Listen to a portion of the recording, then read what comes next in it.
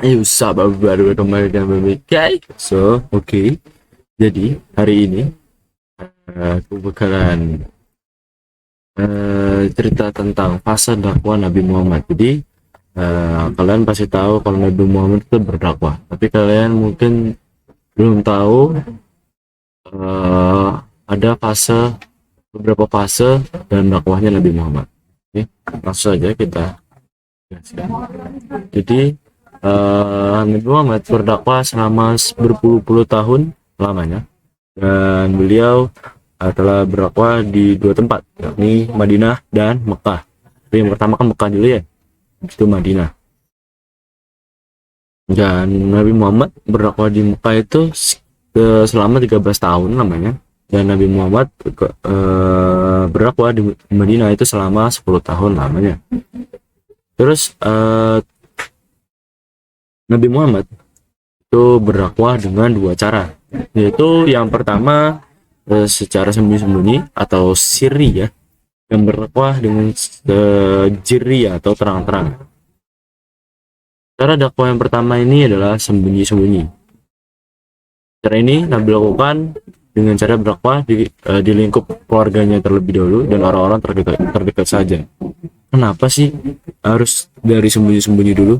Kita semua tahu kalau misalkan di zamannya Nabi Muhammad itu Arab, spesifiknya di Mekah itu isinya enggak semuanya orang Islam, masih jahiliyah semuanya. Dan takutnya kalau Nabi Muhammad langsung terang-terangan, entah Nabi Muhammad diusir kek atau tiba-tiba dibunuh kek, kan itu kan nggak mau ya gitu ya. Dan Nabi Muhammad juga memikirkan akan hal itu. Jadi makanya itu Nabi Muhammad berdakwah pertama kali itu dengan cara sembunyi-sembunyi, keluarganya dulu, baru keluarganya, terus orang terdekatnya, baru yang terang-terangan. Cara yang kedua ialah dengan cara terang-terangan. Nabi Muhammad melakukan dakwah secara terang-terangan dengan cara berdakwah di depan umum atau dalam skala yang besar. Seperti yang saya bilang tadi, Nabi Muhammad itu dari dakwah sembunyi-sembunyi melalui keluarga dan orang-orang terdekatnya saja. Habis itu udah mulai ada pengikutnya, udah lumayan, baru dia terang-terangan. Karena kenapa sih kayak gitu? Soalnya kalau misalkan dia terang-terangan, ya tadi yang gue bilang, dia bisa diusir, bisa dibunuh, dan lain-lain hal buruk lainnya.